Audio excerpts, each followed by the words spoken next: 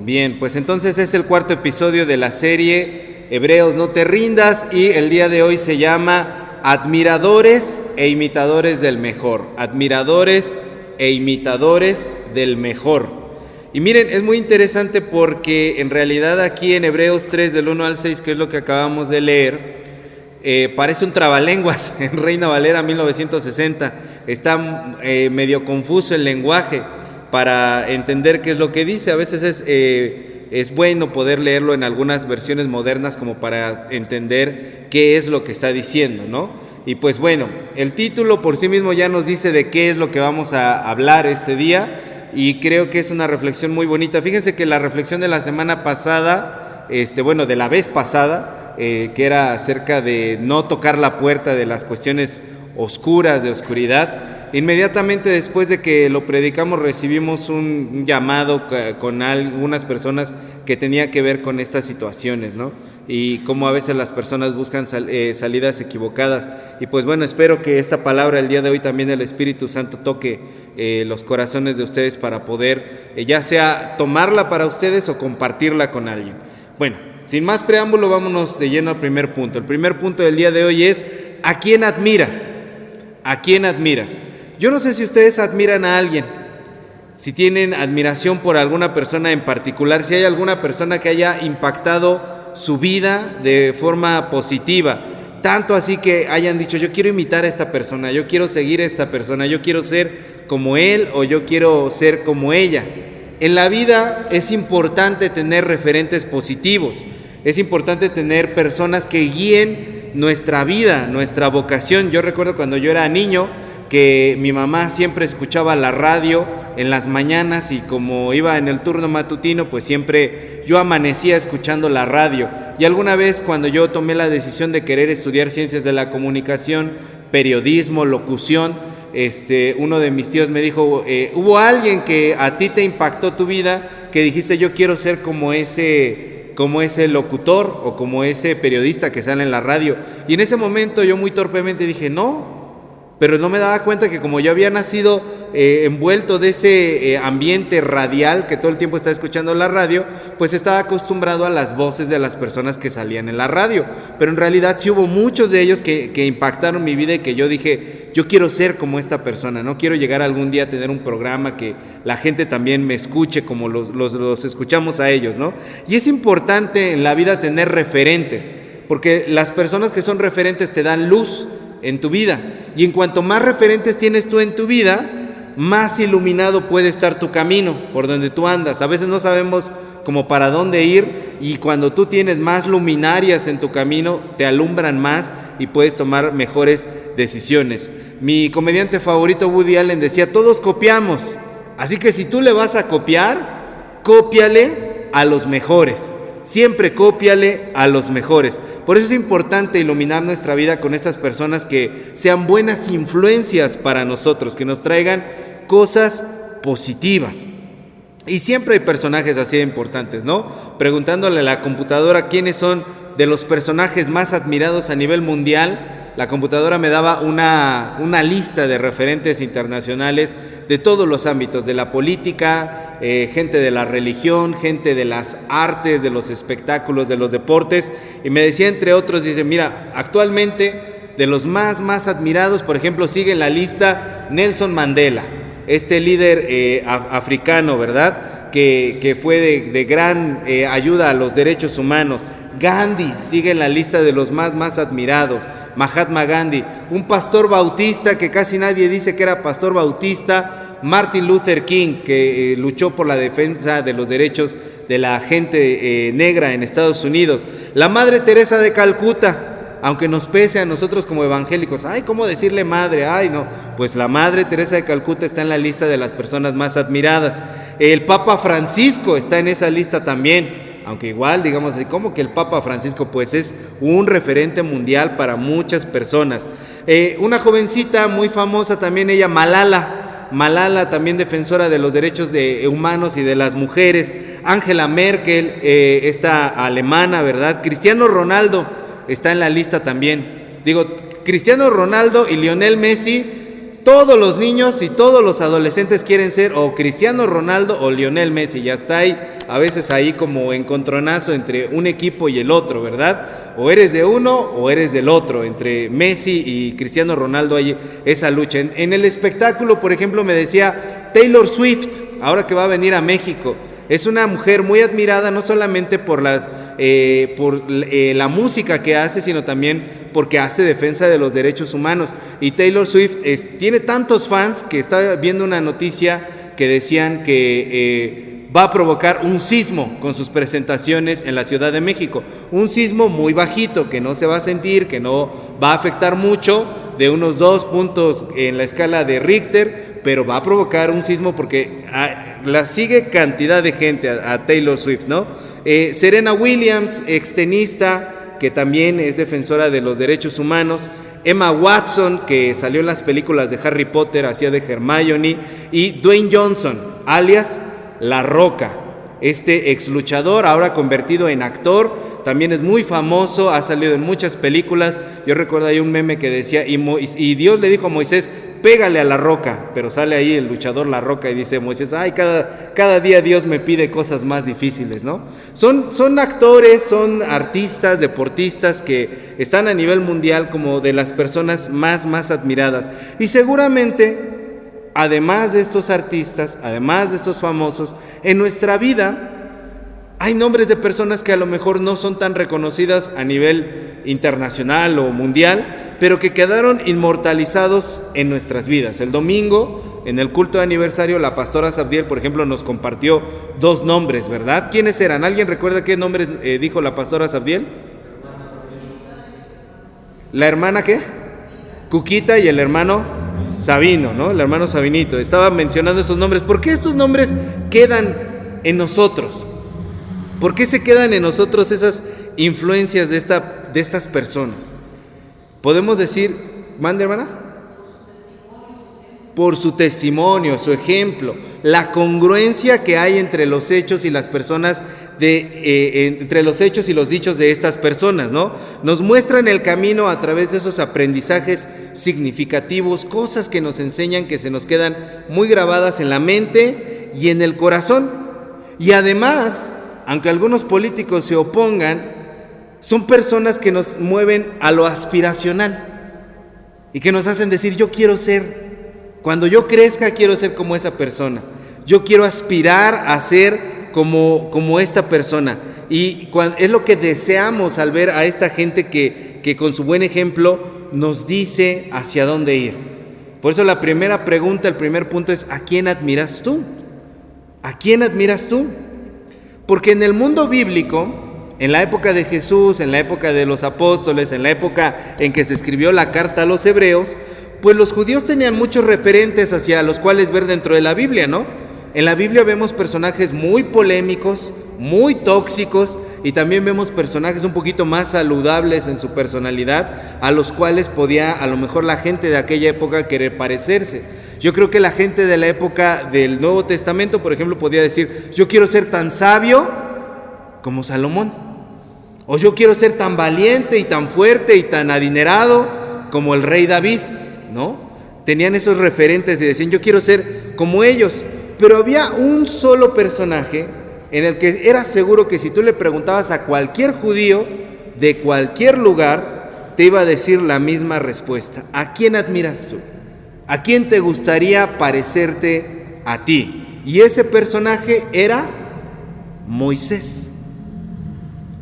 Moisés era la aspiración de todo judío, y creo que hasta el día de hoy puede ser la aspiración de todo judío. Yo creo que a lo mejor no hay judíos que digan, yo como me encantaría ser como el profeta Jeremías, para que me zarandeen, me echen al pozo, me latiguen, me amarren, me peguen, me encarcelen, me humillen y me torturen. Híjole, Diosito, yo te pido ser como el profeta Jeremías, es mi sueño. ¿No, verdad? Pero Moisés es un personaje con el que todo el mundo puede encajar, porque él dejó una huella imborrable en la historia sagrada. Vemos cómo fue elegido por Dios, salvado de la infancia, y lo vemos venir de menos hacia más. Él, cuando ya tuvo esta vida de lujo, salvado de manera divina, viviendo en la casa de Faraón, no se conformó con tener la vida de lujos. A lo mejor nosotros, estando en la casa de Faraón, Nosotros hubiéramos dicho, yo con esto ya la armé, yo ya tengo mi Cheyenne, yo ya tengo todo lo que necesitaba en esta vida, casas, lujos, mujeres, dinero, ya no necesito nada más. Pero Moisés sentía que le hacía falta algo. Y entonces es cuando empieza a explorar sus propios orígenes, se mete en problemas, termina matando allá a un soldado egipcio, y cuando tiene estos problemas termina en una crisis que sale huyendo de su país por haber asesinado a un soldado egipcio. Y de repente por fin encuentra calma en su vida, y cuando piensa que su vida ya va a ser tranquila, ¿quién se le aparece? Dios. Un día de labores común, como cualquier otro día, Dios se le aparece y le dice, Moisés, tengo para ti una misión. Vas a liberar a mi pueblo y vas a hablar delante de Faraón. Ay, nanita, yo que tan cómodo ya estaba de este lado, y pues ni modo, le toca a Moisés encabezar, y cuando ya logra el triunfo, lo máximo que se pudo haber hecho, a experimentar las 10 plagas, la liberación del pueblo de Israel a través del Mar Rojo, se encuentra con que el pueblo es una bola de rebeldes. Es una bola de rebeldes que le sacan canas verdes al pobre Moisés y que lo hacen sufrir de una manera tremenda, lo hacen sufrir al pobre Moisés. Pero podemos ver que con Moisés nos podemos identificar todos. ¿No sabes qué hacer con tu vida? ¿Te pareces a Moisés? ¿Tienes muy identificado qué es lo que quieres hacer con tu vida? ¿Te pareces a Moisés? ¿Eres pobre? ¿Te pareces a Moisés? ¿Eres rico y acaudalado fifí? ¿Te pareces a Moisés?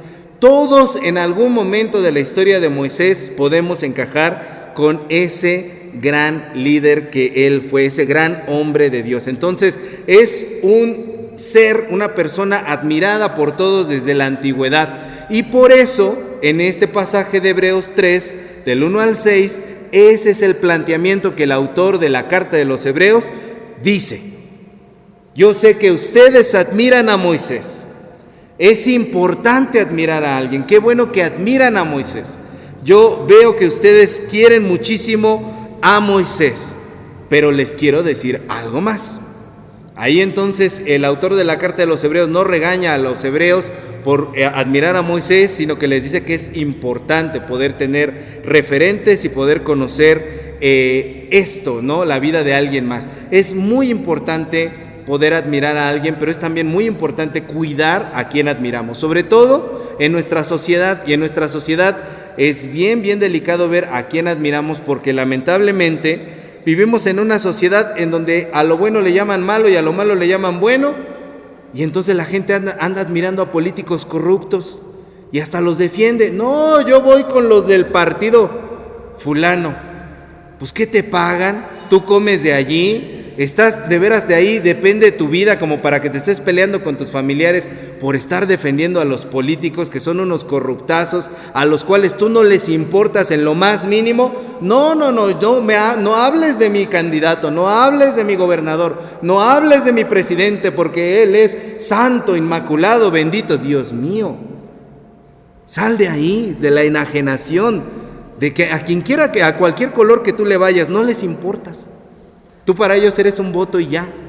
Y hay gente, además, niños, jovencitos, admirando a los narcos. Mamá, yo cuando sea grande quiero ser como el Chapo, o quiero ser como el hijo del Chapo, o como el Mayo Zambada, quiero ser de la cártel nueva generación. Dios mío, qué terrible la sociedad en la cual estamos viviendo, en la cual las series de los narcos son las series de los nuevos héroes. Y entonces la gente los ve de manera que los admiran. Yo quiero ser como el Peso Pluma, mamá, que le canta odas y alabanzas a todo ese mundo, que dice que se levanta temprano y se pone a forjar paquetes de droga. Híjole, hermanos, estamos viviendo en un mundo terrible, en el cual en lugar de admirar lumbreras y gente que traiga algo bueno a nuestra vida, vivimos en una sociedad que admira seres de oscuridad. Por eso es que en este primer punto es importante revisar a quién admiro yo. Y por eso desde ahí parte el autor de los Hebreos y les dice, pone al primer personaje ahí, vamos a hablar de Moisés. Punto número 2. Después de darles esta situación de hacer ese planteamiento, yo sé que Moisés les trae eso a la memoria, es muy importante para ustedes. Quiero decirles algo: Cristo es superior a Moisés. Pero el autor de la carta de los Hebreos no lo dice nada más así porque sí. Cristo es superior a Moisés y ya no, llega a esa conclusión después de una argumentación, que es lo que está dando ahí. Primeramente le invita a sus oyentes a poder reconocer, ok, ustedes tienen muy importante la historia de Moisés aquí, pero hay que jerarquizar, ordenar, poner en orden las admiraciones que tenemos en la vida. Quien sea que tú admires, hay alguien que va primero. Hay alguien que tiene mayor importancia. Y entonces les dice aquí en la carta a los Hebreos, en el capítulo 3, les dice en el versículo 2, el cual es fiel al que lo constituyó, como también lo fue Moisés en toda la casa de Dios. Moisés en el versículo 5, a la verdad fue fiel, ¿en qué? En toda la casa de Dios. A ver, miren lo que les está diciendo. Les está diciendo, miren, Moisés fue muy importante para ustedes, es muy importante para ustedes. Moisés fue fiel en la casa de Dios. Esto es curioso porque Moisés construyó el templo. No, Moisés no construyó la casa de Dios. Entonces, ¿qué es lo que está diciendo aquí el autor a la carta de los Hebreos? Bueno, casa, la palabra casa en griego es oikos, como el yogurt. ¿Han visto ese yogurt? El oikos. Bueno, cada vez que lo vean es casa, significa casa o morada o habitación en griego. Eso es lo que significa el nombre de ese yogurt. Y les dice, bueno, Moisés, él fue muy fiel, él ha aportado mucho a nuestras vidas, igual que lo hizo Jesús. En primer lugar dice, miren, los dos están en el mismo plano, empates. Jesús fue fiel, Moisés fue fiel. ¿En qué fue fiel Moisés? Fue fiel en la casa de Dios, en el oikos, en la morada. Los judíos, los hebreos, creían que Dios moraba, que Dios habitaba, que Dios tenía su casa, no solamente en el tabernáculo. ¿Qué cosa era el tabernáculo? El tabernáculo era una tienda que Dios le mandó construir a Moisés. Era una tienda que se construía donde llegaban y que se volvía a desarmar cuando ellos se iban a otro lugar. Y los levitas iban hasta el frente con la casa de Dios, el tabernáculo ahí envuelto, y tenían que ir hasta el frente de todos, simbolizando que Dios caminaba con ellos, se movía con ellos e iba delante de ellos. Y a donde quiera que ellos llegaban, primeramente llegaba el tabernáculo con todas las cosas sagradas, y entonces allí, primera cosa que había que hacer, armaban el tabernáculo, y alrededor del tabernáculo se tenían que acomodar ellos. 3 tribus de este lado, 3 tribus de este lado, 3 tribus enfrente, 3 tribus atrás. El orden era estricto. Al sur fulano, al norte fulano, al este, al oeste, no se podía mover de esa manera. El orden era muy, muy estricto. Dios le da a Moisés unas indicaciones ultra específicas de cómo hacer el tabernáculo. Le dice qué materiales va a usar, le dice qué telas va a usar, le dice qué maderas va a usar, de qué medidas, de qué formas, en dónde va a estar la ubicación de la casa de Dios. Detalles mínimos que quedaron para la posteridad. Y quien ha leído el Antiguo Testamento, cuando pasamos por esa parte, ¡ay, Diosito! Uno se marea con tantas cosas que están puestas allí, pero se tenía que seguir al pie de la letra. ¿Saben por qué? Porque se tiene que poder reproducir. Y a la fecha los judíos están esperando por poder volver a levantarle casa a Dios, y ahí tienen las indicaciones hasta el mínimo detalle. Entonces, Dios moraba en esa tienda, sí, pero no solamente moraba en esa tienda. Dios moraba en todo lo que se hacía en esa tienda. ¿Qué era lo que se hacía en esa tienda? Bueno, dentro, en las habitaciones que había hasta señalizaciones, indicaciones de dónde se ponía la mesa, qué iba encima de la mesa, quién podía entrar, cuándo podía entrar, cómo debía entrar, qué palabras debía decir, qué ropa interior debía usar. No podía usar cualquier ropa. Ahí está indicado de qué tela debían ser sus calzoncillos y la ropa para que no sudaran y no fuera impuro delante de Dios. Todo está especificado de manera específica y muy minuciosa en el Antiguo Testamento. Y se hacían sacrificios y ofrendas.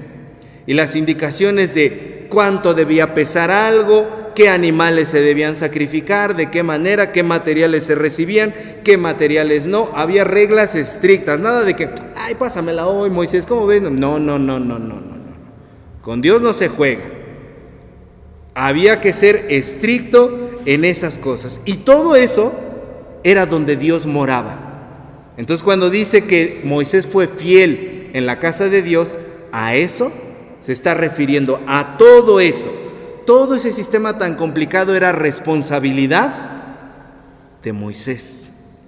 Y Moisés cumplió con todo eso. Moisés no podía tener ni un solo error en esas cosas, ni permitir que los sacerdotes tuvieran ni un solo error en esas cosas, porque si había un solo error, la bendición de Dios no llegaba, la presencia de Dios no se manifestaba, no había perdón de los pecados, no iba a haber bendición para las cosechas, para la siembra en tiempos futuros. Si había un solo error, el pueblo se iba al acabose. Moisés no podía decir, es que las administraciones pasadas, nuestros adversarios. No, Moisés no podía andarse con esas cosas, hermanos. Moisés no podía decir, es que nosotros no sabíamos, yo no sabía que mi hermano Aarón recibía los fajos de dinero. No. Moisés no podía hacer ese tipo de cosas.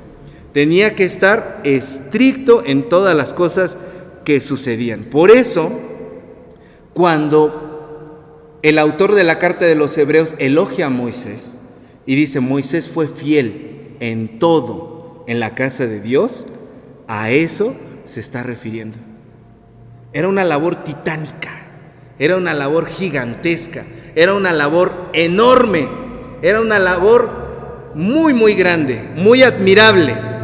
Y por eso en Moisés descansaba el bienestar del pueblo entero, de la comunidad entera. Una vez hecho ese planteamiento, el autor de la carta de los Hebreos les dice, sí, pero Jesús merece más gloria que Moisés. ¡Pah! Esto a la cabeza de los judíos le debe haber estallado así de, ¿cómo? ¿Cómo es posible? Los lectores de la carta de los Hebreos se debieron haber asombrado de esto. Jesús merece más gloria que Moisés. Y miren, aquí el lenguaje de la Reina Valera está muy enredado, pero ven el versículo 3 dice, porque de tanto mayor gloria que Moisés es estimado digno ¿este quién? Jesús, cuanto tiene mayor honra que la casa el que la hizo. Entonces dice, Moisés cuidaba la casa de Dios, pero tiene mayor honra y mayor gloria el que hizo la casa que la casa misma. ¿Y quién fue el que hizo la casa? Dios, porque toda casa es hecha por alguno, pero el que hizo todas las cosas es Dios. Y sigue diciendo, y Moisés, esa la verdad, fue fiel en toda la casa de Dios como siervo, para testimonio de lo que se iba a decir, pero Cristo como hijo sobre su casa. Lo que está diciendo ahí es, el que construyó la casa es mayor, y Moisés era solamente un mayordomo, un siervo de la casa de Dios, pero Jesús es hijo del patrón. Era mayor. Moisés era un achichincle, un siervo, ahí un mayordomo, pero Jesús es hijo del mero, del dueño de la casa. Como cuando usted le dice a su vecina, estoy hablando con el dueño del circo, no con los animales, ¿no? Bueno, le está diciendo lo mismo allí. Jesús es dueño de la casa. Y cuando está diciendo esto que es hijo de Dios, lo está equiparando a Dios. Por lo tanto, lo que está diciendo es, Jesucristo mismo hizo la casa. Dios hizo todas las cosas, Jesucristo hizo todas las cosas. Y va más allá. El autor de la carta de los Hebreos se atreve a decir una cosa aún mucho más fuerte. En el versículo 6 dice, pero Cristo como hijo sobre su casa, la cual casa somos nosotros. La casa de Dios ni era el tabernáculo, ni eran los sacrificios, ni era todo ese sistema. La casa de Dios somos nosotros. ¿Siempre? ¿Todos? No. Somos nosotros, vean lo que dice, somos nosotros, hay una condicional, somos nosotros si retenemos firme hasta el fin la confianza y el gloriarnos en la esperanza. Lo que está diciendo ahí entonces es, si nosotros somos fieles hasta el final en la fe, si nos gloriamos en la esperanza de Dios, nosotros somos la casa de Dios. Y Cristo está por encima de todas esas cosas. Entonces, Cristo está a cargo de la verdadera casa que somos nosotros cuando somos fieles y tenemos confianza y esperanza en Dios. Entonces, lo que les está diciendo hoy el autor de la carta de los Hebreos a los Hebreos es, está bien que admires mucho a alguien, pero cualquier persona que tú admires es solamente mayordomo de Dios.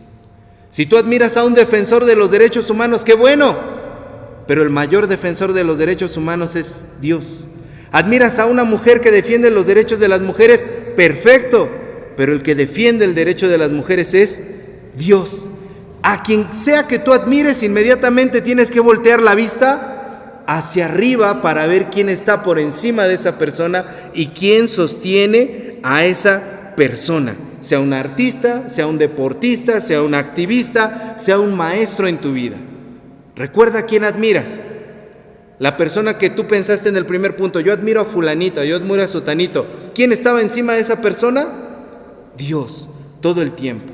Por lo tanto, no podemos perdernos en la idolatría, ¿verdad?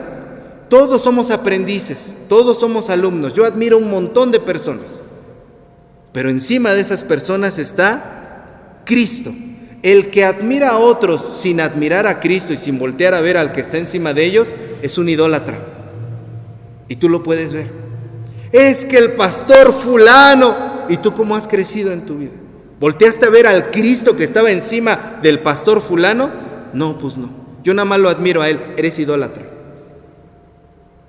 Es que el Papa, y tú volteas a ver a Cristo que está encima del Papa. No, es que a mí el Papa. No, eres idólatra. Pero la persona que voltea a ver al que está encima del que él admira, no es idólatra, es discípulo. Discípulo de Cristo. Cuando tú volteas a ver al que está encima de la persona que tú admiras, te conviertes en casa de Dios. Así que tú decides qué quieres ser, idólatra o discípulo, idólatra o casa de Dios. Es bueno admirar, admira a todas las personas que hay en tu vida, todas, apréndeles todo lo que puedas, pero inmediatamente después voltea la mirada al cielo y recuerda que esas personas no lo hacen por sus propias fuerzas, encima de ellos está Cristo. Ese es el punto número 2. Cristo es superior a Moisés. Cristo es superior a todas las personas que nosotros podamos admirar. No importa qué tan grandes cosas hayan hecho. Punto número 3. Ahora que te diste cuenta de eso, comienza a imitar a Cristo. El apóstol que escribe esto a los hebreos, el escritor de la carta de los Hebreos les invita, igual que nos invita a nosotros, no solamente a ser admiradores de otras personas, de los que son iguales a nosotros, no solamente a ser admiradores de Jesús, de esos que solamente alaban a Jesús. La iglesia moderna está sumergida en un bache emocional, queriendo cultivar mucha adoración y alabanza. Lo que ellos llaman adoración y alabanza. Hacen eventos, hacen veladas, hacen conciertos, hacen grupos y le llaman, hay que traer una renovación de alabanza y adoración a la iglesia. Y le llaman alabanza y adoración a cantar y danzar. Pero cantar y danzar no es alabanza y adoración. Eso es tan solo una parte de la alabanza y la adoración. Es la parte musical de la alabanza y de la adoración. ¿Qué es la verdadera alabanza y qué es la verdadera adoración? Es cuando nos convertimos, como diría el autor de los Hebreos, en casa de Dios. Alabar y adorar a Dios es cuando tú te conviertes en casa de Dios. La traducción, Nueva Traducción Viviente, en estos versículos dice, somos casa de Dios si nos armamos de valor y permanecemos confiados en nuestra esperanza en Cristo. La Reina Valera dice, somos casa de Dios si retenemos firme hasta el fin la confianza y nos gloriamos en su esperanza. Es decir, la alabanza y la adoración verdadera es cuando nos convertimos en cristianos de a de veras. Cristianos contra viento y marea. Cuando no nos rajamos, cuando nos mantenemos firmes, pase lo que pase, suceda lo que suceda. Es que a mi vida vino una tragedia, tú firme. Es que me está sucediendo eso, tú firme. Es que nos cambiaron al pastor, tú firme. ¿No les ha sucedido así de repente? Ya cambiaron a la pastora, al pastor que les agradaba, ya, ¿dónde estaba la fe de los hermanos? ¿Quién sabe? A ver, regresará el otro sexenio, que venga otro pastor, ¿no? De repente ya se desaparecieron de la congregación. Eso pasa, nos pasa mucho como metodistas. Somos verdaderos alabadores y adoradores del Señor cuando estamos hasta el final confiados y esperanzados en Dios. ¿Por qué? Porque admiramos a un Cristo que no se rindió hasta el final. Por eso tenemos que ser imitadores de un Cristo que no se rindió, pero ni en la cruz, hermanos. Jesucristo no dijo, ya, ahí muere, bájenme, ya me dolió. Padre, bájame de aquí. No usó sus poderes y dijo, pum, ya me bajo de la cruz. ¿Verdad que no? Jesucristo lo dio todo hasta el final, hasta que pudo decir, consumado es. Lo dio todo hasta el final. Cuando adoramos a Cristo así, cuando alabamos a Cristo así, somos casa de Dios, somos verdaderos adoradores y alabadores. Alguna vez Mahatma Gandhi dijo, me gusta su Cristo, me gusta la forma de pensar de su Cristo, me gusta su legado, me gustan sus enseñanzas, me gusta su mensaje, me gusta el pensamiento que quiso transmitir a todo el mundo, pero no me gustan sus cristianos. Sus cristianos son tan diferentes y tan poco parecidos a su Cristo. ¿Saben cómo somos vistos desde fuera de la iglesia? Como un club de fans de Jesús. El club de fans, y a veces hasta los clubes de fans son mucho más apasionados. Les tocan a su artista y ahí se meten para defender a su artista, sea quien sea. Se meten a defender. Desde fuera somos vistos como, decía, el otro día escuchaba un chiste que decía, los cristianos, la iglesia es un club de lectura. Saben que hay estos clubes de lectura en donde semanalmente leen un libro, se reúnen para comentar el libro. Dicen, la iglesia es como un club de lectura, solo que nunca salen del mismo libro. Siempre están leyendo el mismo libro, y algunos nunca lo han leído ni completo, ¿no? Y nunca profundizan, ni mucho menos ponen por obra y por práctica lo que hay en el dichoso libro. Hasta los clubes de fans, hermanos, hacen más que escuchar las canciones de su artista favorito. A veces se reúnen, hacen colecta de juguetes, van a dejar comida a un lugar necesitado. A veces hasta los clubes de fans son mucho más activos que nosotros como iglesia. A nosotros nada más nos gusta venir a escuchar nuestras rolas favoritas. ¡Ay, ese himno! ¡Cómo me gusta esa alabanza, ese estribillo! Es mi canción. Y ya de ahí nos salimos. Desde fuera somos vistos como lo que estaba diciendo Gandhi. Me gusta su Cristo, no me gustan sus cristianos, se parecen muy poco a su Cristo. Entonces, hermanos, no basta con, como dice la gente, cumplir con Dios. No basta con asistir a la iglesia. No basta con cantar y brincar y darlo todo y desgañitarte. No basta con aprenderte todos los versículos de la Biblia y entrar a todas las clases de estudios bíblicos. Lo único que basta es lo que el mismo Jesús dijo. Mateo 16, 24, por favor, léanlo conmigo. Evangelio de Mateo, capítulo 16, versículo 24. ¿Ya lo tiene? Mateo 16, 24 dice, leemos, entonces Jesús dijo a sus discípulos, si alguno quiere venir en pos de mí, niéguese a sí mismo y tome su cruz y sígame. Eso es lo único que basta. Necesitamos convertirnos en imitadores de Jesús. ¿Cuándo? En nuestro diario vivir. De modo que nuestra fe pueda ser firme y nuestra gloria sea tener esperanza en Él. Nosotros, hermanos, somos obra del Señor. Tenemos que dejar que Él nos moldee a su imagen y semejanza. Dice el Génesis que en el principio el Señor creó al ser humano, varón y hembra los creó a su imagen y semejanza. El pecado, creemos los metodistas, ha borrado la imagen y la semejanza de Dios en nosotros. Pero ¿qué es lo que nos la devuelve? La fe en Cristo y el estar cerca de Cristo. El estar cerca de nuestro papá nos hace volver a parecernos a Él.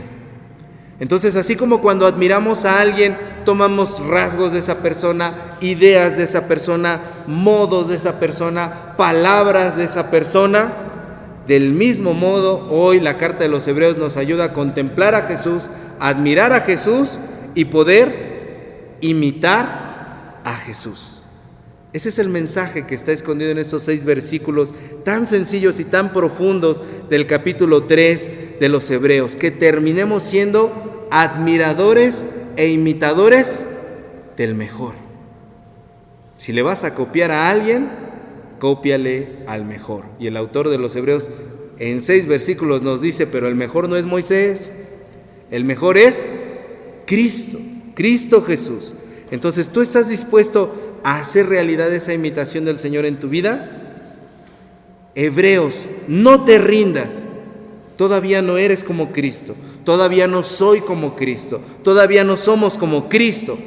Por eso somos invitados a comenzar a imitarlo hoy.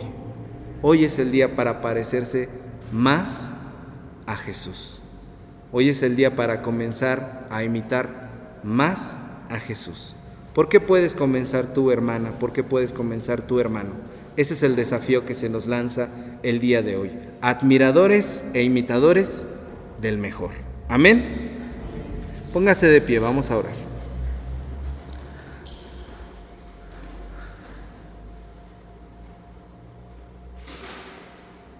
Queremos ser más como tú, Señor. Ver la vida como tú, Señor. Queremos realmente ser imitadores tuyos y poder poner nuestra vida a tus pies y seguirte, Señor.